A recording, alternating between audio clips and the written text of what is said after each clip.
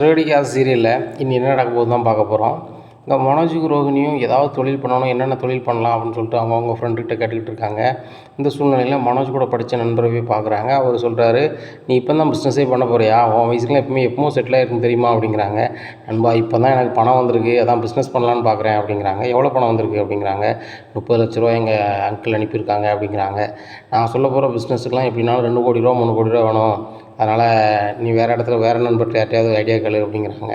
உடனே மனோஜுக்கு ரொம்பவே ஏமாற்றமாக இருக்குது. நம்ம ஃப்ரெண்டு டியர் ஃப்ரெண்டுன்னு சொல்லிட்டு அவன்கிட்ட கேட்க வந்தால் அவன் என்னன்னா தொழில் பண்ண கோடிக்கணக்கில் பணம் வேணுங்கிறானே, அந்த 30 லட்ச ரூபாயாச்சும் ஒன்றும் செய்ய முடியாதா அப்படின்னு சொல்லிட்டு ரொம்பவே குழப்பமாக இருக்கார். இந்த சூழ்நிலையில் ரோகிணிக்கு ஃபோன் அடிக்கார். ரோகிணி, யார்கிட்ட சொன்னாலும் 30 லட்ச ரூபா வச்சு நீங்கள் தொழில் பண்ணி ஜெயிக்கணுங்கிறது சாதாரண விஷயம் கிடையாது அப்படி இப்படின்னு பேசுகிறாங்க, என்ன செய்யலாம் ரோகிணி அப்படிங்கிறாங்க. உடனே மனோஜ், உன்னை மனசை நோக்கடிக்கணும்னு சொல்லிட்டு தான் அப்படி பண்ணுறாங்க, அப்படிலாம் இல்லை, கண்டிப்பாக பண்ணலாம். சின்ன சின்ன தொழிலாகவே என்னமோ பண்ணிகிட்ருக்காங்க, சின்ன அமௌண்ட்டில் நம்மளால் பண்ண முடியாதா?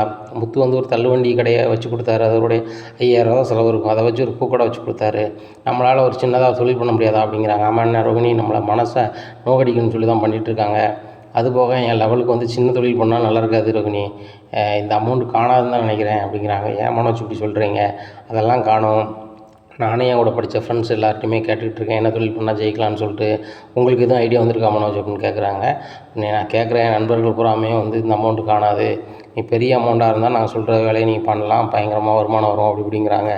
நம்மக்கிட்ட அவ்வளோ பணத்துக்கு எங்கே ரோகிணி போகிறது வாரது அப்படிங்கிறாங்க. நீ சொல்லுதும் சரி தான் மனோஜ், அதனால் நம்ம சின்னதாக ஒரு தொழில் ஆரம்பிப்போம், அப்படியே படிப்படியாக வளர்ந்து வருவோம் அப்படிங்கிறாங்க.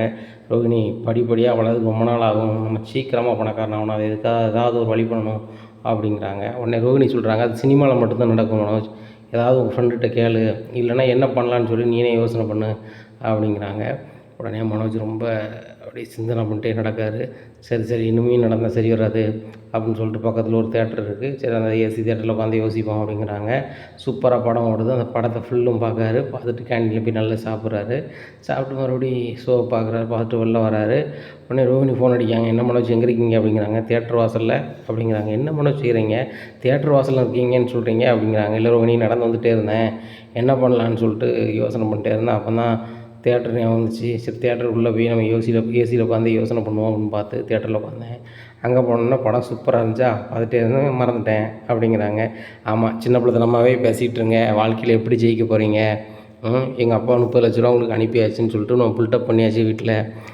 இந்த சூழ்நிலையில் வீட்டில் நம்ம தொழில் பண்ணி ஜெயிக்கலை அப்படின்னா அவங்க முத்து தம்பி எவ்வளோ கேவலமாக நம்மளை பேசுவான்னு உங்களுக்கு தெரியுமா தெரியாதா அப்படிங்கிறாங்க. ஆமாம் ரோகிணி, கண்டிப்பாக நம்மளை ஒரு மாதிரி நடத்தும், அதனால் நம்ம கண்டிப்பாக ஜெயிச்சு ஆகணும் அப்படிங்கிறாங்க. வெறும் வாய் வார்த்தை தான் இருக்குது மனோஜ் அப்படிங்கிறாங்க.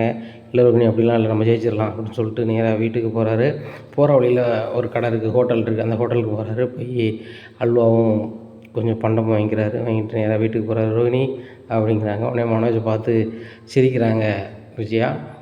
என்ன மனோஜ், வீட்டுக்கு வாங்கிட்டு வந்தியா அப்படிங்கிறாங்க. உடனே முத்து சொல்கிறாரு, டேய், உன் பொண்டாட்டி விரதம் இருக்கா, அதை மறந்துடாத அப்படிங்கிறாங்க.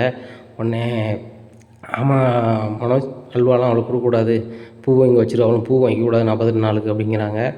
உடனே ரோகிணிக்கு ரொம்பவே கடுப்பாகுது. மனோஜ் வாங்கிட்டு வந்த அல்வா கூட என்ன சாப்பிட விட மாட்டேக்கானே அப்படின்னு சொல்லிட்டு உடனே அல்வாவை எடுத்து முத்து சாப்பிட்றாரு. டேய், அவன் வாங்கிட்டு வந்த அல்வாடா அப்படிங்கிறாங்க. யார் வாங்கிட்டு வந்தான், நம்ம அல்வா சூப்பராக தான் இருக்கும், மீனா அல்வா சாப்பிடு அப்படிங்கிறாங்க.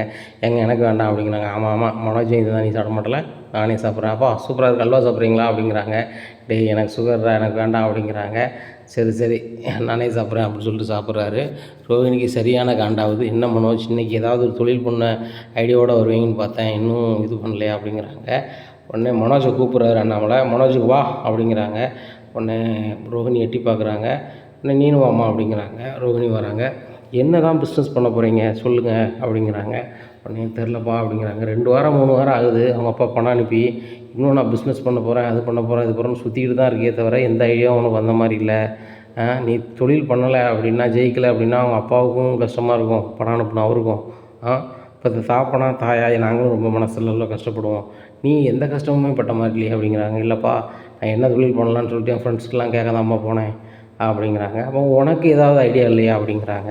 இல்லைப்பா, எனக்கு எதுவும் ஐடியா இல்லை, நான் பெரிய ஜாபில் போய் இருக்கலான்னு பார்த்தேன், ஆனால் தனியாக தொழில் பண்ண எனக்கு ஐடியா இல்லாமல் தான் இருந்துச்சு அப்படிங்கிறாங்க. அப்போ நான் பிஸ்னஸ் பண்ணி ஜெயிக்கிறேன்னு சொல்லிட்டு என்கிட்ட 27 லட்ச ரூபா முதல்ல வாங்கினேன், அதை என்ன தைரியத்தில் வாங்கினேன் அப்படிங்கிறாங்க. எப்படியாவது ஏதாவது பண்ணுற மாதிரி ஐடியா மனசில் வரும்னு சொல்லிட்டு தான் வாங்கினேன் அப்படிங்கிறாங்க. 27 லட்ச ரூபா தொலைஞ்சது கூட எனக்கு வருத்தம் இல்லை, எந்த சிந்தனையுமே இல்லாமல் என்கிட்ட 27 லட்ச ரூபா வாங்கியிருக்க பாரு, நானும் கொடுத்துருக்கேன் பாரு, எனக்கு அதை நினைக்கும் போது தான் கஷ்டமாக இருக்குது அப்படிங்கிறாங்க. உடனே முத்து சொல்கிறாரு, எப்போ நான் தான் முதல்லே சொன்னேனப்பா இவனை நம்பாதீங்க, இவன் 1ஆம் நம்பர் ஃப்ராடு அப்படிங்கிறாங்க. டேய் நான் உன்னோடலாம் ஃப்ராடு கிடையாது அப்படிங்கிறாங்க. நானாவது வேலைக்கு போகிறேன்னு சொல்லிட்டு வேறு வேலைக்கு போனேன், நீ வேலைக்கே போகாமல் வேலைக்கு போகிறேன்னு சொல்லிட்டு பார்க்கில் தூங்கணும், நீனும் நானும் ஒப்பிட்டு பார்த்தா யார் ஃப்ராடுன்னு தெரியும் அப்படிங்கிறாரு முத்து. உடனே மீனா சொல்கிறாங்க, ஏங்க உங்கள் வாயை வச்சுட்டு தான் சும்மா இருங்களேன் அப்படிங்கிறாங்க. மீனா பேச வேண்டிய இடத்துல பேசணும் மீனா, பேசாமல் இருந்தோம் அப்படின்னா உண்மை தெரியாமல் போயிடும், நிறைய பொய்கள் உலவுது நாட்டில் அப்படிங்கிறாங்க. ரோஹிணிக்கு பயங்கர காண்டாகுது, அங்கிள் இதெல்லாம் தேவையில்லாமல் பேசணும்னான்னு சொல்லுங்கள் அப்படிங்கிறாங்க. உடனே விஜயா சொல்கிறாங்க, ஏங்க இவனுக்கு மனோஜ் பணம் வந்துருச்சு, அவன் பிஸ்னஸ் பண்ணி ஜெயிச்சிடுவான்னு ஒரே பொறாமையில் அலைதாங்க இவன் அப்படிங்கிறாங்க. உடனே அண்ணாமலை சொல்கிறாங்க விஜயாட்ட, அவனுக்கு என்ன பொறாமை, அவனும் தொழில் பண்ண தான் செய்கிறான். ஆமாம் பிள்ளை தொழில் பண்ணுறான் அப்படிங்கிறாங்க. கார் ஓட்டுறதும் தொழில் தான், மீனாவும் பூக்கடை வச்சு சொந்தமாக நடத்துகிறாங்க, சுயமாக தான் நிற்கிறாங்க, யார்ட்டும் போய் கூலி வேலைக்கு போகல அப்படிங்கிறாங்க. உடனே மனோஜ் சொல்கிறார், எப்போ அவன் கூலி வேலைக்கு போகல, சொந்தமாக தொழில் பண்ணுறான் அப்படின்னு சொல்கிறீங்க, அவன் ஒரு ஆளுக்கு மட்டும்தாங்க வேலை, நான் ஒரு 100 பேருக்கு வேலை கொடுக்க எனக்கு தகுதி இருக்குப்பா அப்படிங்கிறாங்க. உடனே அண்ணாமலை சொல்கிறாரு, அது இருந்தால் சரி தான், அவங்கள பேச்ச வச்சுருக்கு அப்படிங்கிறாங்க. எப்பா 100 பேருக்கு வேலை கொடுப்பான், எவ்வளோ நாளுக்கு தொடர்ந்து கொடுப்பான்னு கேளுங்க, இவன் எந்த தொழிலை பண்ணாலும் சரி தான் 10 நாளில் மூடிட்டு சத்தனாம வீட்டில் தான் இருப்பான். ஏன்னா காரணம் அவன் சுய உழைப்பை காட்ட மாட்டான், சோம்பேறித்தனமாக செய்வான், அதில் ஜெயிக்கவே முடியாது அப்படிங்கிறாங்க. உடனே ரோகிணி சொல்கிறாங்க, நாங்கள் ஜெயிச்சு காட்டுறோம் அப்படிங்கிறாங்க. ஏம்மா வெறும் வாய் சவடால் விடாதீங்க, ஜெயிச்சுட்டு இந்த முத்துட்ட பேசுங்க அப்படிங்கிறாங்க. ஜெயிச்சுட்டு இந்த ரோகிணி மனோஜ் உங்கள்கிட்ட பேசுவாங்க அப்படிங்கிறாங்க. சரி நான் பார்த்துக்குறேன் அப்படிங்கிறாரு முத்து. உடனே மீனா சொல்கிறாங்க, ஏங்க அவங்க ஜெயிக்கலை, உங்களுக்கு என்ன, நீங்கள் வாங்க சாப்பிடுங்க அப்படிங்கிறாங்க. சாப்பிட்றாங்க. மீனா நான் வண்டிக்கு போகிறேன் அப்படின்னு சொல்லிட்டு கிளம்பி போகிறாங்க. இந்த சூழ்நிலையில் ரவியும் சுருதியும் வராங்க. அப்போ மீனா எங்களுக்கு சாப்பாடு கொடுங்க அப்படிங்கிறாங்க. சாப்பிட்றாங்க. உடனே அண்ணி சாப்பாடு செமையாக இருக்குது அப்படின்னுட்டு இருக்காங்க. உடனே விஜய் அங்கேருந்து சொல்கிறாங்க, டேய் அவன் சாப்பாட்டில் அதிக உரப்பு வச்சுருக்காடா, கம்மியாக ஊற்றி சாப்பிட்றா, வெயில் நேரம்டா அப்படிங்கிறாங்க. அம்மா கரெக்டாக தானே வச்சுருக்காங்க அண்ணி, என்றைக்கும் அண்ணி கரெக்டாக தான் வைப்பாங்க அப்படிங்கிறாங்க. ஆமாம் உங்கள் அண்ணி உனக்கு பெருமையாக பேசலாம் இருக்க முடியாதா அப்படிங்கிறாங்க. உடனே சுருதி சாப்பிட்றாங்க. ஆண்டி நீங்கள் அன்னைக்கு ஒரு சமையல் பண்ணீங்க பாருங்கள், மீனா பண்ணாத அன்னைக்கோட இன்றைக்கி நல்லதாக இருக்கு ஆண்டி, நீங்கள் சும்மா இருங்க அப்படிங்கிறாங்க. விஜயாவுக்கு ரொம்பவே அசிங்கமாகிடுது. இந்த சுருதி பிள்ளை பொசுக்கு நம்மளை அசிங்கப்படுத்தி விட்டுறதால சுருதிகிட்ட பார்த்து தான் பேசணுமா அப்படின்னு நினைக்காங்க. உடனே அண்ணாமலை சொல்கிறாங்க, உனக்கு ஏற்ற பிள்ளை சுருதி தான், நீ இவ்வளவு 2 மருமகிட்ட டக்காலிட்டி பண்ணுத, சுருதிட்டு வேணாலும் முடியுமா அப்படிங்கிறாங்க. ஏங்க அது பணக்கார வீட்டு பிள்ளை, அது செல்லமாக வளர்ந்துருக்கு, அதனால் அப்படி பேசுது அப்படிங்கிறாங்க. உடனே ரோஹிணி பார்க்குறாங்க, பணம் இருக்க போய் இந்த ஆண்டி ஒன்றும் சொல்ல மாட்டாங்க. எங்கள் அப்பா 30 லட்ச ரூபா அனுப்பிட்டாங்கன்னு வச்சுன்னொன்னே சாப்பாடெல்லாம் கொண்டு தராங்க, பழம் வெட்டி தரட்டுமா, அது தரட்டுமான்னு கேட்குறாங்க. ஆனால் இந்த முத்து நான் வரதான் இருக்கேன் எனக்கேன்னு சொல்லிட்டு சாப்பிட விட மாட்டான். டார்ச்சராக தான் இருக்குது. நம்ம சாப்பிடணுன்னா ஒன்று பார்லரில் போய் சாப்பிட வேண்டியிருக்கு, இல்லைனா இந்த ஆண்டிக்கு தெரியாமல் வெளியே தெரியாமல் சாப்பிட வேண்டியிருக்கு. இதுதான் நடக்குது. என்றைக்கு தான் இந்த மீனா சாப்பிட முடியுமோ, மீனா வேறு நான் சாப்பிடாத நேரம் தான் ருசியாக சமைக்கிறாங்க, மனமாக வருது, விதமாக சமைச்சிட்ருக்காங்க, கடுப்பாக இருக்குது அப்படின்னுட்டு இருக்காங்க. மனோஜ் சொல்கிறாரு, ஏம்மா ரோகிணி தான் சாப்பிட முடியலன்னா என்னையும் அம்மா சாப்பிட விட மாட்டேறீங்க அப்படிங்கிறாங்க. டேய் பொண்டாட்டி வரதா இருந்தால் நீனும் வரதா இருந்தால் தானடா சீக்கிரம் அவங்க அம்மா வழி வருவார் அப்படிங்கிறாங்க. ஆமாம்மா அவங்க அப்பா வழி இருந்தால் நல்லது தான் அப்படிங்கிறாங்க. அதனால தானே உன்னை சாப்பிட விடாங்கிறேன். ஓ அப்படியா, ஆனாலும் மனம் தூண்டுதுமா என்ன அப்படிங்கிறாங்க. உடனே விஜயா சொல்கிறாங்க, சாப்பாடுன்னு இருந்துகிட்டு இருக்காத, வாழ்க்கையில் முன்னேறணும், பெரிய பணக்காரனாகணும், கோடியில் பிறக்கணும்னு அப்படிங்கிறாங்க. உடனே ரோகிணி விஜயாவை பார்க்குறாங்க. இன்னும் எங்கள் அப்பாட்டிருந்து பணம் வாங்கி நீங்கள் மறக்கவே மாட்டேங்க போலையே அப்படின்னு நினச்சிட்டு இருக்காங்க. அப்புறம் தான் மனசில் அவங்களுக்கு தோணுது, நம்மளுக்கு அப்பாவே இல்லை, அந்த கேரக்டரை நம்ம நினச்சி நம்மளையும் அப்பா இருக்கிற மாதிரி சிந்தனை பண்ணிகிட்ருக்கோம்ல அப்படின்னு சொல்லிட்டு ரூமை பார்த்து போகிறாங்க. மனோஜ் எல்லாருமே சாப்பிட்டு நல்லா தூங்குறாங்க. மறுநாள் விடிஞ்சோடனே ரோஹிணி சொல்கிறாங்க, நான் பார்லர் போகிறேன் மனோஜ், நீங்கள் அடுத்தாப்புல என்ன தொழில் பண்ணலாம், ஏது பண்ணலாம், இந்த 30 எப்படி 60 ஆக்கலாம், 60 எப்படி 120 ஆக்கலாம்னு சொல்லிட்டு யோசிங்க, இந்த லட்சத்தை கோடியாக்கணும் மனோஜ் அப்படிங்கிறாங்க. கண்டிப்பாக ரோஹிணி, இந்த லட்சத்தை கோடியாக்காமல் நான் விடவே மாட்டேன் அப்படின்ட்டு இருக்காங்க. இது போதும் மனோஜ், நம்ம ஜெயிச்சிடலாம், அந்த முத்துலாம் நம்மளுக்கு ஒரு ஆளே கிடையாது, அவன் அன்னாட டிரைவர் தொழில் 500 1000 பார்க்கதே பெரிய விஷயம், இப்படி லட்சக்கணக்கில் அமௌண்ட்டும் வச்சுருக்க போகிறதும் இல்லை, லட்சக்கணக்கில் தொழில் பண்ண போகிறதும் இல்லை, நம்ம லெவலே வேறு அப்படிங்கிறாங்க. அப்படியா ரோஹிணி, கண்டிப்பாக நம்ம லட்சக்கணக்கில் தான் பண்ண போகிறோம், இந்த பூக்காரி 500க்கும் 1000த்துக்கும் வேலை செஞ்சிட்ருக்கான், அவனும் செஞ்சிட்ருக்கான், இப்படி முன்னேற போகிறாங்க, இந்த வீட்டில் நம்ம தான் நம்பர் 1 இருக்கணும், சுருதி அப்பா வேணால் பெரிய பணக்காரங்களாக இருக்கலாம், அதை விட நம்ம பெரிய பணக்காரங்களாங்க போகிறோம் ரோகிணி அப்படிங்கிறாங்க. இப்படி நீங்கள் சொல்லும்போது எனக்கு கேட்கறதுக்கு ரொம்ப சந்தோஷமாக இருக்குங்க அப்படிங்கிறாங்க ரோகிணி. சரி ரோகிணி நீ போய்ட்டு வா, நானும் பல ஐடியாவோடு வரேன், கண்டிப்பாக சூப்பராக பண்ணுவோம் அப்படிங்கிறாங்க. சரிங்க, நீங்கள் இன்றைக்கி ஒரு நல்ல யோசனையோடு வாங்க, நம்ம சீக்கிரம் தொழில் பண்ணுவோம், எனக்கும் இந்த பார்லர் போது போர் அடிக்குங்க அப்படிங்கிறாங்க. அப்படியே ரோகிணி, சரி நம்ம 2 3 பிரான்ச் ஆரம்பித்து ஆள் போட்டு செய்வோம், நீ என் கூட பிஸ்னஸில் இரு அப்படிங்கிறாங்க. ரோகிணிக்கு பயங்கர சந்தோஷம். என் பார்லரே சொந்த பார்லர்னால் கூட லாஸ் ஆயிடுச்சு, நான் கொடுத்துட்டேன்னு சொல்லிவிட்டு மனசு கூடயே தொழில் பண்ணிட்டு அப்படி ஜாலியாக இருந்துக்கலாம், நம்ம லைஃபே மாறிடும். கொஞ்ச நாள் கழிச்சு நம்ம ஒரு சொந்தமாக ஒரு வீடு வாங்கிட்டு தனியாக போயிடலாம். அந்த ஆன்ட்டிக்கிட்ட இருந்தாலும் சரியே வராது, உங்கள் அப்பா எங்கே அதை எங்கே இதை எங்கேன்ட்டு கிடப்பாங்க, நம்மளுக்கு தேவையே இல்லை. இந்த வீட்டு புராணத்தை சுற்றி வச்சே பாடட்டும், இந்த மீனாக வச்சு வேலை வாங்கட்டும், நம்மளுக்கு தேவையில்லை. நம்ம இந்த வீட்டில் இருந்தோம் அப்படின்னா சரி இருக்காது, ஒவ்வொன்றா நோண்டிகிட்டு இருப்பாங்க, நம்மள்ட்ட தொழில் பண்ணிகிட்டு இருக்கும்போது டென்ஷனில் ஏதாவது பேசிவிடுவோம். அதுக்கப்புறம் பெரியவங்களை அப்படி பேசிட்டீங்களே இப்படி பேசிட்டீங்களேன்னு சொல்லிட்டு முத்தும் ஒரு மாதிரி பேசுவான், நம்மளுக்கு சரி வராது அப்படின்னு நினைக்காங்க. ரொம்ப சந்தோஷமாக பார்லருக்கு போகிறாங்க. அப்போ வித்யா பார்லருக்கு வராங்க. என்னடி ரொம்ப சந்தோஷமாக இருக்க அப்படிங்கிறாங்க. இல்லடி, மனோஜ் வந்து ரொம்ப சந்தோஷமாக பேசினா, பெரிய லெவலில் தொழில் பண்ணுவோம், கோடிக்கணக்கில் சம்பாத்தியம் பண்ணுவோம், ஏன் ரோகிணி கவலைப்படுற அப்படின்னா, எனக்கு ரொம்ப சந்தோஷமாக இருக்குது, இப்போ தாண்டி நான் நினச்ச மாதிரியே மனோஜ் மாறி இருக்கான் அப்படிங்கிறாங்க. அப்படியா, ரொம்ப சந்தோஷம்தான், பணம் வந்த குஷியில் 2 பேரும் பயங்கர சந்தோஷமாக இருக்கீங்க, எங்களுக்கு எதுவும் பார்ட்டி எதுவும் கிடையாதா அப்படிங்கிறாங்க. என்னடி பார்ட்டி வைக்கணும் சொல்லி வச்சுருவோம் அப்படிங்கிறாங்க. இல்லடி, ஏதாவது உங்களால் முடிஞ்சதை ஒரு 500 1000 தரலாம் அப்படிங்கிறாங்க. பணம் கேட்காதடி, பார்ட்டி என்னன்னா என்ன வேணாலும் கேளு, என்ன வேணாலும் சாப்பிடு அப்படிங்கிறாங்க. சரி, பார்லர் வேலை முடிச்சு போய் சாப்பிடுவோன்னே அப்படிங்கிறாங்க. பார்லர் வேலையை பார்க்குறாங்க. அப்போ வித்யா சொல்கிறாங்க, ஏண்டி பார்லர் வேலையை இவ்வளோ பேருக்கு செய்கிற, எனக்கு என்றைக்காவது அலங்காரம் படுத்தணும்னு நினைக்காடி, எனக்கு பண்ணி விட்றி அப்படிங்கிறாங்க. உனக்கு பண்ணாமல் அடி உட்காரு, இதே பார்ட்டி மாதிரி நீ நினச்சிக்கோவா, உட்காரு அப்படிங்கிறாங்க. சூப்பராக அலங்காரம் பண்ணி விட்றாங்க. ரோகிணி, நான் இப்போ செமையாக இருக்கமில்ல அப்படிங்கிறாங்க. ஆமாடி சூப்பராக இருக்க, 5 வயசு உனக்கு குறைஞ்ச மாதிரி இருக்குது அப்படிங்கிறாங்க. அப்படியாடி, அப்போ உடனே ஒரு மாப்பிள்ளை வீட்டுக்காரனை ஃபோன் பண்ணி வர சொல்லு, நீ பொண்ணு பார்த்துட்டு போக சொல்லு அப்படிங்கிறாங்க. ஏண்டி எப்படி பேசுகிற அப்படிங்கிறாங்க. இல்லை, எனக்கும் கல்யாணம் ஆகுது வயசாகுதுலாடி, நாளுக்கு நாள் வயசு போகுதுலாடி, அது சீக்கிரமாக கல்யாணம் முடிஞ்சால் உன்னை மாதிரி சந்தோஷமாக இருக்கலான்னு பார்த்தேன் அப்படிங்கிறாங்க. உனக்கு சீக்கிரம் கல்யாணம் முடியும், நானே ஒரு மாப்பிள்ளை பார்த்து வைக்கேன் அப்படிங்கிறாங்க. தயவுசெய்து ரோகிணி, நீ மாப்பிள்ளை பார்த்துடாத, மனோஜ் மாதிரி மாப்பிள்ளை பார்த்துருவேன், நானே பார்த்துக்கிறேன் அப்படிங்கிறாங்க. அவளுக்கு 2 குறை அப்படிங்கிறாங்க. அவருக்கு எல்லாமே குறை தான், சரியா, வேலைக்கு போகாதது பெரிய குறை தானே அப்படிங்கிறாங்க. அவர் வேலைக்கு போகட்டேன், என்னடி இவன் தனியாக பிஸ்னஸ் பண்ண போகிறாரு, பெரிய தொழிலதிபராக போகிறாரு அப்படிங்கிறாங்க. ஓஹோ, எனக்கும் ஒரு தொழிலதிபரை பார்த்து கட்டி வைக்கலாம்னு நினைக்கியோ அப்படிங்கிறாங்க. மனோஜ் மாதிரி நல்ல பையன் கிடப்பானான்னா ஆச்சரியந்தான், ஆனால் பார்க்குறேன் அப்படிங்கிறாங்க. ஏண்டி, நான் விளையாட்டுக்கு சொன்னதுக்கே நீ ரொம்ப பெருசாக பேசுகிறேடி, மனோஜை வந்து சூப்பர் பையங்கிற, அதான் என்னால் ஏற்றுக்கொள்ள முடியல அப்படிங்கிறாங்க. ஏண்டி, எப்போ பார்த்தாலும் என் வீட்டுக்கார குறை சொல்லிக்கிட்டே இருக்க அப்படிங்கிறாங்க. என்னடி ரொம்ப மரியாதை கொடுக்க மனோஜ் மேலே அப்படிங்கிறாங்க. இல்லை, அவன் பிஸ்னஸ் பண்ண போகிறான், என்னை உட்கார வச்சு காப்பாற்ற போகிறான், இவ்வளோ நாள் நான் வீடாக வந்து பார்லர் வேலையை பார்த்துட்டு அலைஞ்சிருக்கேன், இன்னும் வந்து அப்படி இருக்க வேண்டாம்லாடி, அவன் பிஸ்னஸ் பண்ணிட்டான்னாக்கா சொந்தமாக ஒரு வீடு வாங்கி அங்கே போய் செட்டில் ஆக போகிறோம் அப்படிங்கிறாங்க. முன்னாடி கனடா போகிறேன்னே, இப்போ இந்தியாவிலே தொழில் பண்ணுறாங்க, சரி இந்திய பொருளாதாரத்தை மேம்படுத்துங்க அப்படிங்கிறாங்க. கண்டிப்பாடி, நாங்கள் பெரிய ஆளாக வருவேண்டி அப்படிங்கிறாங்க. மனோஜ் இங்கே வந்து அங்கங்கே தேடி அலைஞ்சிட்ருக்காரு, நண்பர்களை தேடி அலைகிறாங்க, யாராவது ஒரு ஐடியா கொடுத்துட மாட்டாங்களா அப்படின்னு சொல்லிட்டு எல்லாருமே வந்து இந்த அமௌண்ட்டுக்கு செய்ய முடியாது, அது செய்ய முடியாது, நீ அந்த தொழில் செஞ்சுவிட மாட்டேன், இந்த தொழில் செஞ்சுவிட மாட்டேன் அப்படின்னு சொல்லி ஒவ்வொருத்தராக இது பண்ணிகிட்டே வராங்க. இந்த சூழ்நிலையில் முத்து இங்கே கார் ஸ்டாண்டுக்கு போகிறாங்க. அப்போ கார் ஸ்டாண்டில் என்ன சொல்கிறாங்கன்னா, இங்கே வந்து கார் ஸ்டாண்டுக்கு சங்க தலைவர் எடுக்கணும், அதனால் தலைவர் பதவிக்கு நீ நில்லு முத்து அப்படிங்கிறாங்க. எப்பா, தலைவர் பதவி எதுவுமே தேவையில்லை அப்படிங்கிறாங்க. நம்ம சங்கத்துலேருந்து யாருமே போட்டி போட மாட்டாங்க முத்து, நீ வந்து போட்டி போடுது அப்படின்னா இங்கே இருக்க 12 ஆட்டோ சங்கத்துலையாக இருக்கட்டும், கார் ஸ்டாண்ட்லையாக இருக்கட்டும், யாருமே ஏற்று நிற்க மாட்டாங்க முத்து, நீ தான் நிற்கணும், நீ நின்றால் தான் மக்களுக்கு ஏதாவது நன்மை செய்வேன் அப்படிங்கிறாங்க. டேய், நானே அன்னாடா 500 1000 ஓட்டிகிட்டு கதையை பார்த்துட்ருக்கேன், நான் யாருக்கிட்ட நன்மை செய்ய முடியும் அப்படிங்கிறாங்க. இல்லை, நல்ல எண்ணமும் சிந்தனை இருந்தால் போதும், நீ தேர்தலில் நில்லு, நீ தேர்தலில் நிற்கன்னு சொன்னால் யாருமே நிற்க மாட்டாங்க அப்படிங்கிறாங்க. அப்படியா அப்படிங்கிறாங்க. உடனே வந்துட்டு ஆட்டோ சங்க தலைவருக்கு தேர்தலுக்கு நிற்காங்க. அப்போ எல்லாருமே முத்து நிற்காங்கன்னு சொன்னோன்னே எதிர்த்தாப்புல ஒரு வேட்பாளருமே நிற்கலை. முத்து வந்து நல்ல பையன், அவன் அந்த பையன் நிற்கும்போது நம்ம யாரும் நிற்கக்கூடாது அப்படின்னு சொல்லிட்டு பேசிட்டு எல்லாருமே அன்ன போஸ்ட் ஆக்கியிருந்தாங்க. அப்போது ரொம்பவே சந்தோஷமாக சொல்கிறாங்க, முத்து நீ இன்றைக்கி தான் அன்ன போஸ்ட்டாக அப்ளை பண்ண, நீ வந்து இன்றைக்கி சங்கத்தில் தலைவருக்கு அப்ளை பண்ண, யாருமே உன்னை எதிர்த்து நிற்கல, நீ தான் ஜெயிச்சிருக்க அப்படிங்கிறாங்க. என்னடா சொல்கிற அப்படிங்கிறாங்க.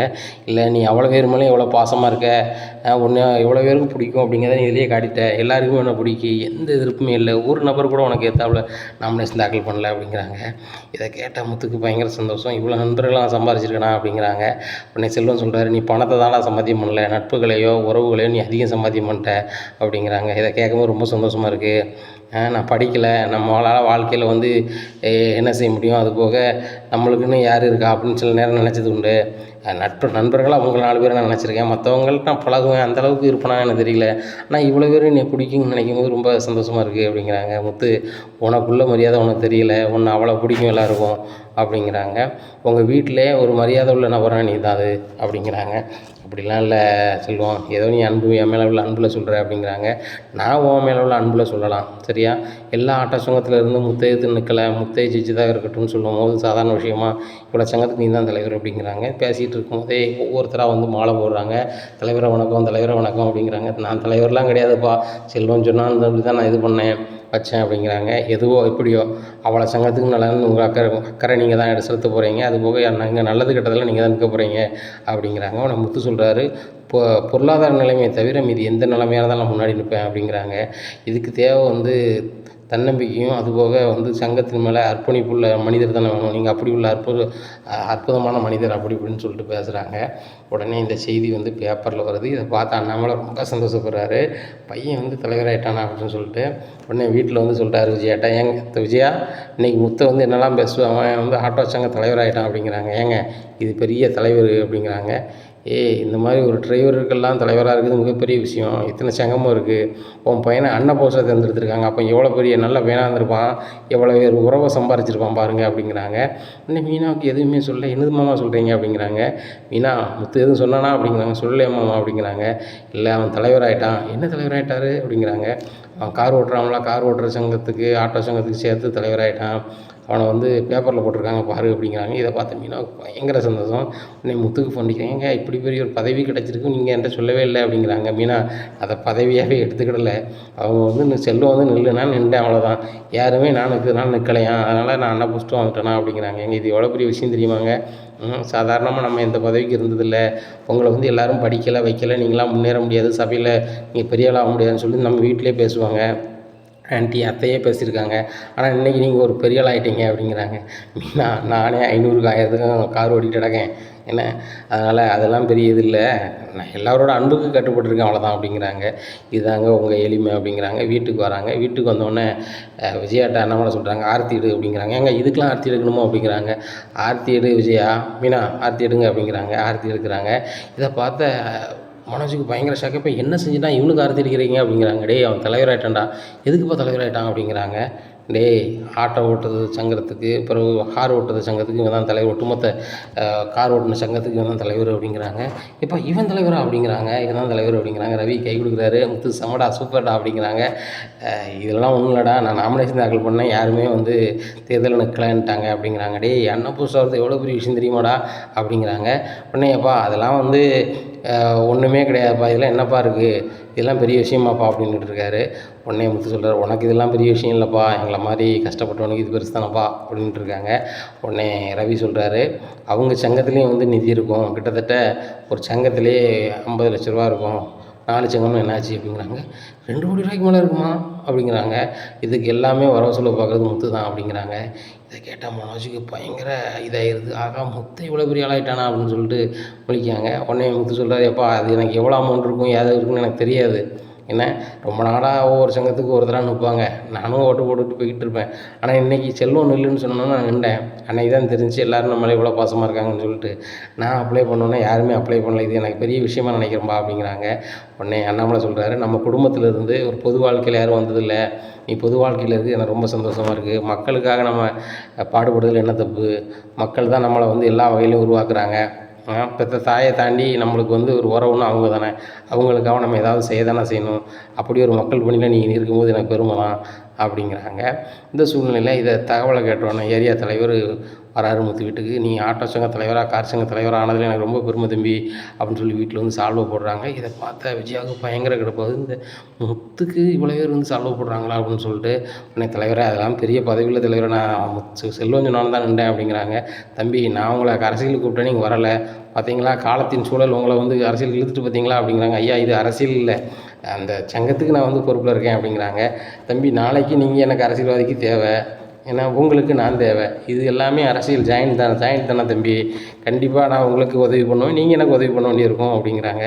ஐயா என்னால் முடிஞ்ச உதவி செய்கிறேன் ஐயா, அது போக பூ வியாபாரத்துக்கு நீங்கள் பெரிய உதவி செஞ்சீங்க, நீங்கள் கொடுத்த ஆர்டரால் தான் நான் வந்து கார் வாங்க முடிஞ்சிச்சு அப்படி இப்படிங்கிறாங்க. இன்னும் நிறைய ஆர்டர் கொடுக்க போகிறேன், இன்னும் எத்தனை கார் நீங்கள் வாங்க போகிறீங்கன்னு பாருங்கள் அப்படிங்கிறாங்க. இதை கேட்ட மனோஜுக்கும் விஜயாவுக்கும் ரோகிணிக்கும் பயங்கர காண்டாகுது. அண்ணாமலைக்கு பயங்கர சந்தோஷம். தலைவரை உங்களை நிற்க வச்சே பேசிகிட்டு இருக்கோம், உட்காருங்க தலைவரே அப்படிங்கிறாங்க. உட்காருங்க, நீங்களும் உட்காருங்க அப்படிங்கிறாங்க. மீனா காஃபி விடுமா அப்படிங்கிறாங்க. மீனா எல்லோரும் காஃபி போட்டு கொடுக்குறாங்க. உடனே முத்து இதெல்லாம் உங்கள் வீட்டம்மா அப்படிங்கிற வணக்கம்மா அப்படிங்கிற வணக்கம் அப்படிங்கிறாங்க. இந்த பூக்காரிக்கெலாம் ஒரு வணக்கம் போடுறாரு அப்படின்னு சொல்லிட்டு ரொம்பவே ஏக்கமாக பார்க்குறாங்க விஜயா. உடனே முத்து போயிட்டு வரேன், எனக்கு முக்கியமான வேலையாக இருக்குது, நான் போயிட்டு வரேன், டெல்லி வரைக்கும் போக வேண்டியிருக்கு அப்படிங்கிறாங்க. தெரியல வரை போயிட்டு வாங்க அப்படிங்கிறாங்க. உடனே விஜயா சொல்கிறாங்க, எங்க டெல்லி வரைக்கும் போக வேண்டியது இவனை பார்க்க வராங்க, தலை விதி, காலம் கெட்டு போச்சுங்க அப்படிங்கிறாங்க. உடனே அண்ணாமலை சொல்கிறாங்க, காலம் கெட்டு போகலை, காலம் நல்ல காலமாக மாறி இருக்குது. முத்து வந்து நம்ம வீட்டில் தலைவராகிருக்கான், இவனை பார்க்க பெரிய பெரிய ஆட்கள்லாம் இன்னும் வருவாங்க, வாரவங்களுக்கு காஃபி டீ போட்டு கொடுத்து உபசரி விஜயா அப்படிங்கிறாங்க. ஆமாம், இவனை தேடி 4 வண்டி போய் வருவான், அவனுக்கு நான் வந்து விசாரிக்கணுமா அப்படிங்கிறாங்க. விஜயா வாரவங்கள அப்படி பேசாத சரியா, அவங்க வந்து நிறைய பேர் பெரிய ஆட்கள் வருவாங்க, இனிமேல் வந்து பொது வாழ்க்கையில் அவன் ஈடுபட்ட பிறகு எல்லாருமே வருவாங்க அப்படிங்கிறாங்க. உடனே மீனா சொல்கிறாங்க, எனக்கு ரொம்ப பெருமையாக இருக்குங்க அப்படிங்கிறாங்க.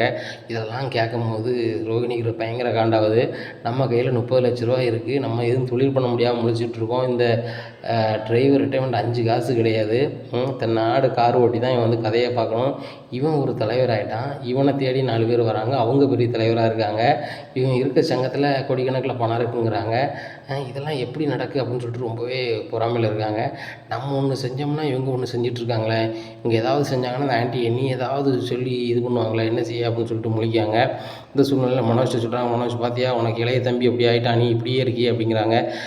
உடனே மனோஜ் சொல்கிறாரு, அவன் வந்து சாதாரண ஒரு பதவி 5 வருஷம் தான் இருப்பான், நான் பாரு கண்டிப்பாக தொழில் பண்ணி ஜெயிக்க போகிறேன் அப்படிங்கிறாங்க. மனோஜ் இப்படியே சொல்லிகிட்டு இருக்காது, ஏதாவது தொழில் பண்ணால் தான் முடியும் அப்படிங்கிறாங்க.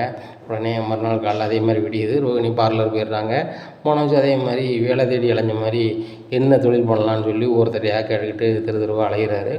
அப்போ தான் அவருக்கு ஒரு நினைவு வருது, பேசாமல் நம்ம போய் நம்ம முட்டை நண்பர்கிட்ட கேட்டானே, அவர் தான் டிகிரி படிச்சவர், அவங்க வீட்டம்மா வேலை பார்க்குறாங்க, அவருக்கும் பல பழக்கம் இருக்குது, அவர்கிட்ட போய் கேட்போமே அப்படின்னு சொல்லிட்டு நேராக பார்க்குக்கு போகிறாரு. என்ன நண்பா வா அப்படிங்கிறாங்க. உடனே நண்பா உடனே தான் பார்க்க வந்தேன், கொஞ்சம் வா பார்க் விட்டு வெளில போவோம் அப்படிங்கிறாங்க.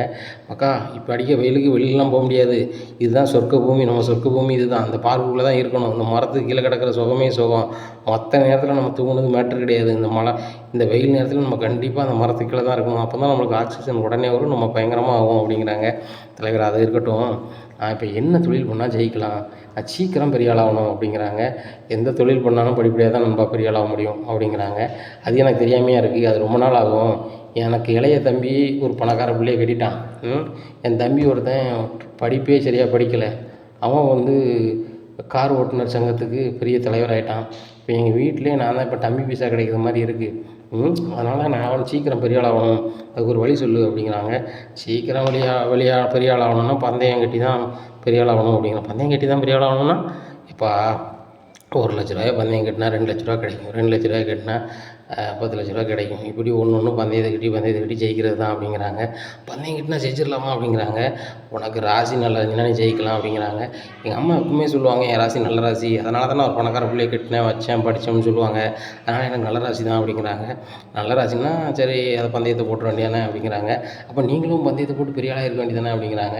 நான் 2 வாட்டி பந்தயம் போட்டேன், அதில் ஜெயிச்சதில் தான் அந்த பணத்தை தான் வட்டி விட்டு இன்றைக்கி வரைக்கும் வேலைக்கே போகாமல் வேலைக்கு போய்ட்டேன்னு சொல்லிட்டு நான் சம்பாதிச்சிக்கிட்டு இருக்கேன், சரியா, எல்லாமே அதில் வந்தது தான். ஆனால் வந்து பணம் பெரிய பணம் வரும்போது நம்ம புத்திசாலித்தை நம்ம திரும்பிக்கணும், அப்புறமும் விளாண்டா அது போயிடும் அப்படிங்கிறாங்க.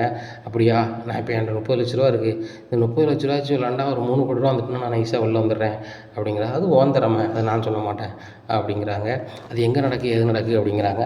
நான் அதை இடத்துக்கு கூப்பிட்டு போகிறேன், சரியா, நீ ரெகுலர் அங்கே போகாத, ஒரு வாட்டி போ, நல்ல மாதிரி அமௌண்ட் ரெடி, அப்படியும் லைஃப் செட்டில் ஆகிரு அப்படிங்கிறாங்க. உடனே பந்தயம் நடக்க இடத்துக்கு கூட்டி போகிறாரு. அப்போ பந்தயம் ஆரம்ப தொகை வந்து 3 லட்ச ரூபா அமௌண்ட் ஓடிட்டுருக்கு. உடனே 3 லட்ச ரூபாய் கட்டுறாரு, விளையாடுறாங்க, இவருக்கு போயிடுது. இருந்தால இன்னொரு வாட்டி அடிக்காரு, 12 லட்ச ரூபா கிடச்சிருது. அப்போ 12 ஆயிடுச்சு கிடச்சிருச்சு அப்படிங்கிறாங்க. பணம் அடுத்தாப்புல 25 வருது, 25 கட்டு அப்படிங்கிறாங்க. 25 கட்டுறாங்க, 25க்கு பந்தயம் விளையாடுறாங்க, தோத்துடுறாரு. 25 போயிட்டு அப்படிங்கிறாங்க. அடுத்தாப்புல 30 கட்டு அப்படிங்கிறாங்க, 30 கட்டுறாங்க. 30 கட்டும் போது 30 போயிடுது. 30 போனோன்னா மனசுக்கு ஒரு மாதிரி ஆயிடுது, என்ன தலைவராக பணம் போயிடுச்சு அப்படிங்கிறாங்க. சரி நான் ஒரு 1 தரேன் அப்படின்னு சொல்லிட்டு அவர் ஒரு 1 கொடுக்காரு, அந்த 1 போயிடுது. உடனே 2 பேருமே ரொம்ப ஏமாற்றமாக இருக்காங்க. அப்போ மனோஜ் சொல்கிறாரு, எல்லா பணமே போயிடுச்சு, இப்போ என்ன செய்ய அப்படிங்கிறாங்க. இன்னும் அவ்வளோதான், இன்னொரு வாட்டி உனக்கு வந்து ராசி வரும்போது இங்கே வந்து வருவோம் அப்படின்னு சொல்லிட்டு வெளில கூப்பிட்டு வராரு. மனோஜ் சொல்கிறாரு, என்ன இவ்வளோ தொகையும் போயிருச்சு, எல்லாம் உங்களால் தான் போயிருச்சு அப்படிங்கிறாங்க. என்ன சின்ன பிள்ளை மாதிரி சொல்லிகிட்டு இருக்கீங்க, நான் சொன்னேன் நீங்கள் தானே கட்டினீங்க, என் பணமும் 1,00,000 தந்திருக்கோம்ல, அது நீங்களும் கடன் வாங்கியிருக்கீங்களா அப்படிங்கிறாங்க. நான் எங்கே வாங்கினேன், நீங்கள் தானே கட்டுன்னு சொன்னீங்க அப்படிங்கிறாங்க. இல்லை உனக்காக தான் கட்டினேன், நீ தான் தரணும், அது எப்போ தருவ அப்படிங்கிறாங்க. என்ன தலைவரை இப்போ எப்படி பேசுகிறீங்க, அப்போ ஒரு மாதிரி பேசுகிறீங்க, இப்போ ஒரு மாதிரி பேசுகிறீங்க அப்படிங்கிறாங்க. என்கிட்ட ஒன்று வாங்கிட்டேன், எப்போ தருவேன்னு சொல்லு அப்படின்னு சொல்லிட்டு ஒரு 20 ரூபா பத்திரத்தை எடுத்து எழுதி வாங்குறாங்க. ஒன்று என்கிட்ட வாங்கியிருக்க, எனக்கு வந்து மாதம் வட்டி கொடுக்குற அப்படின்னு சொல்லிட்டு எழுதி வாங்கிறாங்க. என்ன நண்பா, இனி நண்பர் மாதிரி கூப்பிட்டு வந்தீங்க, என் பணமும் போச்சு, இப்போ அது போக 1,00,000 நான் தரணும்னு சொல்லிட்டு எழுதி வாங்குறீங்க அப்படிங்கிறாங்க. உண்மைதான், நீங்கள் வந்து தரதான் செய்யணும், என்றைக்கினாலும் நீங்கள் எனக்கு தரணும், நான் உங்கள் வீட்டை மட்டும் வாங்கிக்கிறேன் அப்படிங்கிறாங்க. தயவுசெய்து எங்கள் வீட்டை மட்டும் கேட்டுறாதாங்க, பெரிய பிரச்சனையாயிரும் அப்படிங்கிறாங்க. சரி நண்பா அப்படின்னு சொல்லிட்டு பேசுகிறாங்க. அப்போ சொல்கிறாரு மனோஜ், இனிமேல் நான் எங்கே போனேன்னு எனக்கு தெரியலையே அப்படிங்கிறாங்க. வீட்டுக்கு போனேன்பா அப்படிங்கிறாங்க. 30 ரூபா போயிடுச்சு, அப்புறம் 30 அப்படிங்கிறாங்க. போனது எப்படி, நீ சரியாக விளையாடலை, நான் விளையாட தெரியல அப்படின்னா நீ தூரம் நிற்கணும்ல, பெரிய மாவீர மாதிரி விளையாண்டுட்டு இருந்தால் போயிடுச்சு அப்படிங்கிறாங்க. நண்பா நீ தானே சொன்னோம் ராசி நல்லா இருந்தால் விளையாடலாம்னு சொல்லிட்டு. ராசி நல்லா இருந்தால் விளையாடலாம், அவனுக்கு விளையாட தெரியணும்ல, நீ தெரிஞ்ச மாதிரி காட்டிக்கிட்ட, எனக்கு தெரியாது நண்பா, நீங்கள் தான் கூப்பிட்டு தானே வந்தேன் அப்படிங்கிறாங்க. இது நீ முதல்ல சொல்லவே இல்லையே, இல்லைன்னா நான் விளையாட விட்டுருக்க மாட்டேன் அப்படின்னு சொல்லிட்டு அவங்களுக்குள்ள 2 பேருக்கும் வருத்தம் வருது. உன்னை இப்போ எப்படி நீ சமாளிக்க போகிற வீட்டில் அப்படிங்கிறாங்க. தெரியல, நான் வந்து ஐடியா கேட்க தான் உங்கள்கிட்ட வந்தேன், இப்படி ஆகும்னு நான் நினைக்கல, நீங்கள் இழுத்து கொண்டு விட்டீங்களே அப்படிங்கிறாங்க. நான் இழுத்து கொண்டு விடலை, நான் சொன்னேன் நீ பேராசையில் வந்த, பேராசை கூட தான் போகிறான், அப்படி தெருவில் தான் நிற்பான், சரியா, எனக்கு 1,00,000 நீ வட்டி கொடுக்க வழியை பாரு அப்படிங்கிறாங்க. உடனே மனோஜுக்கு ரொம்ப கஷ்டமாக போகுது. 30 ரூபாயும் போயிடுச்சு, ரோஹின்ட்டு எப்படி பேர் சொல்ல போகிறேன்னு தெரியல. ரோஹினோட அப்பா பணம் அனுப்பியிருக்காங்கன்னு சொல்லி வீட்டில் பில்டப் பண்ணியிருக்கோம். வீட்லேயும் கேட்பாங்க பிஸ்னஸ் பண்ணலையான்னு சொல்லிட்டு, ரோஹினியும் கேட்பாங்க பணத்தை என்னாச்சுன்னு சொல்லிட்டு, நம்ம என்ன செய்ய போகிறோன்னே தெரியலையேன்னு சொல்லிட்டு வீட்டுக்கு பம்பிக்கிட்டே போகிறாங்க. அப்போ ரோஹினி கேட்குறாங்க, என்ன மனோஜ் ரொம்ப நேரம் கழிச்சு வந்திருக்கீங்க, என்ன தொழில் பண்ணலான்னு சொல்லிட்டு ஐடியா பண்ணிட்டீங்களா அப்படிங்கிறாங்க. அதான் ரோஹினி ஐடியா பண்ணது தாங்க அங்கே அலைஞ்சிட்ருக்கேன் அப்படிங்கிறாங்க. இன்னும் அலைஞ்சிட்டு தான் இருக்கீங்களா மனோஜ், சீக்கிரம் ஏதாவது ஒரு ஐடியா பண்ணுங்கள், நம்ம வாழ்க்கையில் ஜெயிக்கணும்னா கண்டிப்பாக சீக்கிரம் தொழில் பண்ணணும் அப்படிங்கிறாங்க. கண்டிப்பாக ரோஹினி பண்ணிடலாம் அப்படிங்கிறாங்க. உடனே நைட்டு எல்லோரும் தூங்கிடுறாங்க. தூங்கினோடனே நைட்டுக்கான ரோஹினிக்கு ஒரு கனவு வருது, இந்த மாதிரி மனோஜ் வந்து பணத்தை இழந்த மாதிரி. அப்போ வந்து செல்ஃபோனில் உள்ளதை இப்போ இது செக் பண்ணி பார்க்காங்க, பேலன்ஸ் செக் பண்ணி பார்க்காங்க, 0 பேலன்ஸ் இருக்குது.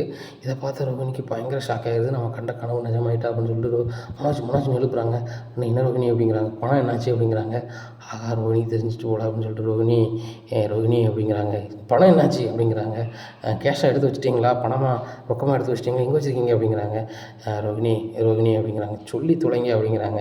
இல்லை ரோஹினி, இந்த மாதிரி ஃப்ரெண்டு வந்து சொன்னார், இதை டபுள் ஆக்கிடலாம், அப்படி ஆக்கிடலாம்னாரு, நான் பந்தயத்தில் தோத்துட்டேன் ரோஹினி அப்படிங்கிறாங்க. நீ எல்லாம் மனுஷனா அப்படி இப்படின்னு கத்திக்கிட்டு இருக்காங்க.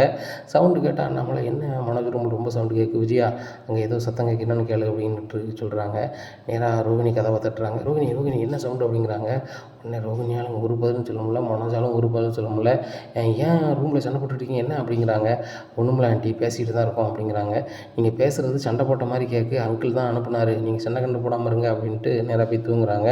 இப்போ ரோஹினி சொல்கிறாங்க, வீட்லேயும் என்னால் பேச முடியல, வெளியில் சொல்ல முடியல, சரியா, பணம் இப்போ வந்தாகணும், உங்கள் ஃப்ரெண்டுக்கிட்ட வாங்கிட்டு வரீங்க, நாளைக்கு காலையில் வாங்கிட்டு வரலன்னா நீங்கள் வீட்டுக்கு வரக்கூடாது அப்படிங்கிறாங்க. ரோஹினி, என் ஃப்ரெண்டுக்கிட்டையும் இல்லை, அது வந்து நான் பந்தயம் கட்டி இழந்துட்டேன், அதெல்லாம் வந்து யாருன்னு எனக்கு தெரியாது அப்படிங்கிறாங்க. பந்தயம் கட்டுற அளவுக்கு ஆகிப்போச்சா மனோஜ், என்னை வச்சு நீங்கள் பந்தயம் விளாண்டுறீங்களா அப்படி இப்படின்னு கேட்குறாங்க. உடனே இல்லை ரோஹினி, எனக்கு அதை பற்றியே தெரியாது, அவர் தான் சொன்னார், நீங்கள் தொழில் பண்ணி ஜெயிக்கணும்னா படிப்படியாக முன்னேறினா தான் முடியும், உடனே நீங்கள் பெரிய ஆள் ஆகணும்னா கண்டிப்பாக நீங்கள் வந்து பந்தயத்துக்கு போனால் தான் முடியும்னாரு. நான் போனேன், பணம் போயிட்டு அப்படிங்கிறாங்க. உடனே ரோஹினி சொல்கிறாங்க, படிப்படியாக தான் முன்னேற முடியுது, என்ன சினிமாவா ஒரே பாட்டில் வந்து பெரிய கோடீஸ்வரனாவா, அது நடக்கவே நடக்காது, உழைச்சா மட்டும்தான் நடக்கும், நான் எல்லோரும் சொன்ன மாதிரி நீ சோம்பேறி முட்டாள் தான் மனோஜ் அப்படிங்கிறாங்க. மனோஜ் ரொம்பவே அவமானத்தில் இருக்கார். உடனே ரோஹினி ரொம்பவே கடுப்பில் போத்திட்டு தூங்கிடுறாங்க. ரோஹினி விடிஞ்ச பிறகும் எந்திக்கவே இல்லை, அப்படி உட்காந்து இது பண்ணிகிட்டே இருக்காங்க. மனோஜுக்கு வயிறு பசிக்க ஆரம்பிச்சது. நைஸாக எந்திரிச்சு பல் விளக்கிட்டு போய் சாப்பிட்றாரு டைனிங் டேபிளில். இதை பார்த்த விஜயா, என்ன ரோஹினி வரலையா அப்படிங்கிறாங்க. ரோஹினிக்கு உடம்புக்கு முடியலன்னு நினைக்கமா, படுத்து கிடக்கா அப்படிங்கிறாங்க. உடனே விஜயா போகிறாங்க. ரோஹினிமா அப்படிங்கிறாங்க. என்ன ஆண்டி அப்படிங்கிறாங்க. இன்னும் தூங்கிட்டு இருக்கேம்மா அப்படிங்கிறாங்க. இல்லை ஆண்டி, எனக்கு தூக்கம் வருது அப்படிங்கிறாங்க. ஏம்மா விரதம் இருக்க பொண்ணு இவ்வளோ நேரம் தூங்கக்கூடாது எந்தி அப்படிங்கிறாங்க. இது வேறையா அப்படின்னு சொல்லிட்டு எந்திரிச்சு குளிச்சுட்டு சாப்பிட்றதுக்கு போகிறாங்க. அப்போ எல்லோரும் உட்காந்து டைனிங் டேபிளில் உட்காந்துருக்காங்க. அப்போ முத்து சொல்கிறாரு, அம்மா எல்லோரும் மாதிரி நீ சாப்பிடக்கூடாது, விரதம் இருக்கல, நாங்கள் சாப்பிட பிறகு சாப்பிடு அப்படிங்கிறாங்க. ரொம்பவே கடுப்பாகுது. உடனே மீனா வந்து உப்பு இல்லாமல் சாப்பாடு காய்ச்சி வச்சுருக்காங்க, கஞ்சை, அதை ஊறுகாய் வச்சு சாப்பிட்றாங்க. சாப்பிட்டுட்டு ரூம் பார்த்து போகிறாங்க. இந்த வாழ்க்கைலாம் நம்மளுக்கு தேவை தானா? இப்போ ஏற்பட்டவனுக்கு நம்ம வாழ்க்கை போட்டு நம்ம வாழ்க்கையை வம்பாக்கிட்டோமே அப்படின்னு சொல்லிட்டு ரொம்பவே யோசிக்காங்க. உடனே ரோகிணிட்டு போய் மனோஜ் வந்து சாரி அப்படிங்கிறாரு. சாரியை வந்து குப்பையில் கொண்டு போடு அப்படின்னு கத்துறாங்க. இதை முத்து பார்த்துடுறாரு. உடனே அண்ணாச்சி தொழிலதிபர் வாங்க அப்படிங்கிறாங்க. உடனே மனோஜ் வந்து என்னடா அப்படிங்கிறாங்க. இல்லை பிஸ்னஸ் பண்ண போகிறேன்னு சொன்னீங்களே, எங்களுக்கெல்லாம் ஏதாவது வேலை வாய்ப்பு கொடுப்பீங்களா அப்படிங்கிறாங்க. கடுப்பை கலப்பாத நானே பணம் பேசிட்டு இருக்கேன் அப்படிங்கிறாங்க. என்ன பணம் போச்சா? இல்லை ஒன்றும் இல்லை அப்படிங்கிறாங்க. எப்பா பணம் ஏதோ இழந்துட்டு வச்சுட்டாங்க என்னென்னு கேளுங்கப்பா அப்படிங்கிறாங்க. உடனே அண்ணாமலை கூப்பிட்றாரு. என்னடாச்சு அப்படிங்கிறாங்க. ஒன்றும் இல்லைப்பா அப்படிங்கிறாங்க. ஏதாவது கோவத்தில் பேசியிருப்பான் விடு, ஒன்று தொழில் பண்ணுங்கள், இல்லை தொழில் பண்ணலன்னா அவங்க அப்பாட்ட பணத்தை கொடுத்துட்டு மனோஜ் அப்படிங்கிறாரு அண்ணாமலை. உடனே ஆமாப்பா தொழில் பண்ணணும், இல்லைனா என் அப்பாட்ட பணம் கொடுத்துருவோம்பா அப்படிங்கிறாங்க. உடனே விஜயா சொல்கிறாங்க, அப்படிலாம் செஞ்சிடாடா, என்ன தொழில்னாலும் பண்ணலாம். சாதாரண 10 ரூபாய்க்கு பூ வாங்கி பூவாயிரம் பண்ணி அவங்க தொழில் பண்ணணும்னு சொல்லி நாட்டை ஏமாத்தலையா? உன்னால் பண்ண முடியாதடா, நீ நினச்சா பண்ண முடியும், நீ படித்த படிப்புக்கு என்னெல்லாம் தொழில் பண்ணலாம் தெரியுமா அப்படிங்கிறாங்க. ஏம்மா அவனுக்கு பதிலாக நீங்களே தொழில் பண்ணலாம், பேசாமல் நீங்களே அவன்கிட்ட பணத்தை வாங்கி பிஸ்னஸ் பண்ணிட்டு வேண்டியதுமா அப்படிங்கிறாங்க. டேய் எனக்கு தெரியும், வேலையை மட்டும் பாரு அப்படிங்கிறாங்க. எனக்கு என்ன, நான் வண்டிக்கு வழக்கம் போல் போகிறேன் சொல்லிட்டு வண்டியை பார்த்து போயிடுறாரு. மீனா பூ கடைக்கு போயிடுறாங்க. ரவியும் சுருதியும் வராங்க. மீனா என்ன சமைச்சு வச்சுருக்காங்க ஆண்டி அப்படின்னு கேட்குறாங்க. அவள் என்ன சமைச்சு வச்சுருக்காளோ, என்ன சமைச்சாலும் நல்லா இருக்காது அப்படிங்கிறாங்க. உடனே சுருதி போய் சாப்பிட்றாங்க. ஆண்டி சூப்பராக தான் இருக்குது, நீங்கள் வேணாலும் சாப்பிடுங்க அப்படிங்கிறாங்க. உடனே அண்ணாமலை சொல்கிறாரு, ஏம்மா அவள் தான் காலையிலே சாப்பிட்டுட்டு தான் அந்த ஒன்றராயம் பேசிகிட்டு இருக்கா அப்படிங்கிறாங்க. ஓ ஆண்டி சாப்பிட்டு தான் தெம்பில் பேசிகிட்டு இருக்காங்களா அப்படிங்கிறாங்க. உடனே ஆமாம்மா அப்படிங்கிறாங்க. அப்போ சாப்பாடு பிடிக்கலன்னா மீனா சாப்பாடை சாப்பிடாமல் இருக்கணும், நல்ல வயிறு முட்டை சாப்பிட்டுட்டு பிடிக்கலாம் அது நல்லையா இருக்குமாம்மா அப்படிங்கிறாங்க. உடனே அவட்ட சொல்லுமா, நீ சொன்னால் தான் அடங்குவா அப்படிங்கிறாங்க. உடனே விஜயா கடுப்பில் இருக்காங்க. அந்த உடனே சுருதி போயிடுறாங்க வேலைக்கு. உடனே அண்ணாமல்கிட்ட கேட்குறாங்க, ஏங்க சுருதிட்ட மாட்டி விட்றீங்க அப்படிங்கிறாங்க. இல்லை உனக்கு மாமியார் அவள் தானே, மற்றவங்க நீ வந்து பாடாப்படுத்துவ, ஒன்றா பாடாப்படுத்துறதுக்கு ஒரு ஆள் இருக்குல்ல அப்படிங்கிறாங்க. உடனே விஜயா நினைக்கிறாங்க, அவள் பணக்காரி, அதனால் அவட்ட ஒன்றுமே பேசாமல் இருக்கேன், இல்லைனா வந்த சீதே வீட்டுக்கு போயிடுவான்னு சொல்லிட்டு நான் முழிச்சிக்கிட்டு இருக்கேன், இவருக்கு என்ன அப்படின்னு நினச்சிக்கிட்டு இருக்காங்க. உடனே மனோஜை கூப்பிட்டு சொல்கிறாங்க, பணத்தை எக்காரணம் கொண்டு யாருக்கும் கொடுத்துடாத, பணத்தை வச்சு நீ தொழில் பண்ணி ஜெயிச்சே ஆகணும் அப்படிங்கிறாங்க. உடனே சரிம்மா என்ன தொழிலாக பண்ண போகிற அப்படிங்கிறாங்க. இல்லைம்மா அதான் யோசிச்சுட்ருக்கோம் அப்படிங்கிறாங்க. டேய் ரொம்ப நாளாக யோசிச்சுட்ருக்காடா, அப்பா வந்து கொடுத்த பணத்தை எனக்கு வேணும் தாங்க, நீங்கள் தான் தொழில் பண்ணலன்னு கேட்டால் என்னடா செய்வேன் அப்படிங்கிறாங்க. உடனே ஆமாம்மா நான் சீக்கிரம் தொழில் பண்ணுறேம்மா அப்படின்னு சொல்லிட்டு சமாளிச்சு ரூமுக்குள்ளே போகிறாரு. உடனே ரோஹிணி கேட்க அங்கே எதுக்கு வந்த அப்படிங்கிறாங்க. இல்லை ரோஹிணி வேலைக்கு போகலையா அப்படிங்கிறாங்க. நான் வேலைக்கு போகல, நீ என்ன வேலைக்கு போகிற அப்படிங்கிறாங்க. இல்லை ரோஹிணி ஏதாவது வேலை தான் தேடணும் அப்படிங்கிறாங்க. இப்போ வந்து வேலை தேடி தான் நான் வெளில போகிறோம், உங்கள் வீட்டில் சொல்லு, சூப்பராக உன்னை மதிப்பாங்க, காதி மோரையில் துப்புவாங்க அப்படிங்கிறாங்க. உடனே இல்லை ரோஹிணி நான் தப்பு செஞ்சுட்டேன், இன்னும் நான் செய்ய மாட்டேன் அப்படிங்கிறாங்க. இனிமேல் செய்யுதுக்கு என்ன இருக்குது, அதான் எல்லாம் போச்சே அப்படிங்கிறாங்க. இல்லை ரோஹிணி உங்கள் அப்பாட்ட யார் மூலமாவது பணம் அனுப்ப சொல்லேன் அப்படிங்கிறாங்க. அவர்தே ஜெயிலில் இருக்காருன்னு தெரியுது, யார் மூலம் எப்படி அனுப்ப முடியும் அப்படிங்கிறாங்க. இல்லை ஜெயிலில் போய் மனு போட்டு பார்க்கலாம்ல, மனு போட்டு பார்க்கும்போது உங்கள் அப்பாட்ட சொல்ல யாரையா வச்சு அப்படிங்கிறாங்க. நீ தான் போய் ஜெயிலில் பார்த்து சொல்லணும் அப்படிங்கிறாங்க. ரோகிணி அப்போ நான் போய் ஜெயிலில் சொன்னால் அவங்க அப்பா பணம் போட்டு விடுவாங்களா அப்படிங்கிறாங்க. மனோஜ் உனக்கு கேவலமாக இல்லையா, நான் வந்து பெரிய பணக்காரனை கட்டியிருக்கேன், நல்லா படிச்சிருக்கான், பெரிய பிஸ்னஸ் பண்ணுறான், அந்த பையனை தான் கட்டியிருக்கான்னு சொல்லிட்டு எங்கள் அப்பாட்ட ஒரு ஆள் மூலமாக சொல்லி விட்ருக்கேன். இந்த சூழ்நிலையில் வந்து நீ ஒன்றுமே இல்லாத மாதிரி அவர்கிட்ட போய் ஏதாவது கேட்டால் அவர் சீப்பாக நினைக்க மாட்டாரா அப்படிங்கிறாங்க. உடனே மனோஜ் சொல்கிறாங்க, ஆமாம் என்ன ரோஹிணி நான் கொஞ்சம் விவரம் இல்லாமல் பேசிட்டேன் அப்படிங்கிறாங்க. நீ விவரம் ரொம்பவே இல்லாமல் பேசிட்ட மனோஜ், முத்து நீ சொன்ன மாதிரி நீ படித்து முட்டாள் தான் அப்படிங்கிறாங்க. இந்த ரோஹிணி நீனே இப்படி பேசுகிற அப்படிங்கிறாங்க. பிறகு யார் பேசுவா, வேறு யார் பேசுவா, யாராவது பந்தயத்தில் கொண்டு பணம் கட்டி இப்படி ஏமாறுவாங்களா? ஒரே நாளில் 30 லட்ச ரூபாய் இழந்துட்டு நிற்கல, அந்த 30 லட்ச ரூபா கிடைக்க நம்ம எவ்வளோ கஷ்டப்பட்டோம், அந்த ஜீவாவை எவ்வளோ கஷ்டப்பட்டு ஜீவாட்ட அந்த பணத்தை வாங்கினோம், அதை கொஞ்சமாக நினச்சி பார்க்கியா? வீட்டை ஏமாற்றி நம்ம அக்கௌண்ட் வச்சுருந்தோம், அதுவும் வீட்டில் கொடுத்தவன் அவன் முன்னேறணும்னு சொல்லி தானே வச்சுருந்தோம், இதை கொண்டு நீ வம்பாயிட்டு வந்திருக்கே, இது எப்படி என்னால் ஏற்றுக்கொள்ள முடியும், எப்படி என்னால் ஜீரணிக்க முடியும் அப்படிங்கிறாங்க. ரோகிணி நான் வந்து சும்மையாக செஞ்சேன் ரோகிணி, இது எப்படியாவது 1 10 ஆக்கிடலாம், 10 100 ஆக்கிடலான்னு பார்த்தேன், வந்து மன ஆசையில் தான் இப்படி கொண்டு விட்டுட்ட, நீ வந்து உடனே பெரிய ஆள் ஆகணும்னு சொல்லி வாயை பிளந்தா இப்படி தான் நடக்கும், பேராசைப்பட்டால் பெரு நஷ்டம் தான் கிடைக்கும், உன் பேராசை கிடச்சது தான் இந்த பெரு நஷ்டம் அப்படிங்கிறாங்க. மனோஜுக்கு இப்போ தான் புரியுது, ஆகா நம்ம வந்து பேராசைப்பட்டோம், இதை வச்சு நம்ம பயங்கரமாக தொழில் பண்ணணும்னு நினச்சோம், அதான் சங்கடப்பட்டோம், சின்னதாக தொழில் பண்ணி ஜெயிச்சிருக்கலாம் அப்படின்னு சொல்லி நினைக்காங்க. அப்போவும் நம்ம அப்பாட்ட சொல்லிவிட்டு இந்த தொழில் பண்ணணும் அப்படின்னு சொல்லி ஒரு துளி கூட அவங்க நினைக்கல. இனி வருகின்ற காலங்களில் மனோஜ் ரோகிணி வாழ்க்கை என்னவாகும் அப்படிங்கிறத பொறுத்திருந்து பார்க்கலாம். நம்ம சேனலை நீங்கள் மறக்காமல் லைக் அண்ட் சப்ஸ்கிரைப் பண்ணுங்கள். நன்றி, வணக்கம்.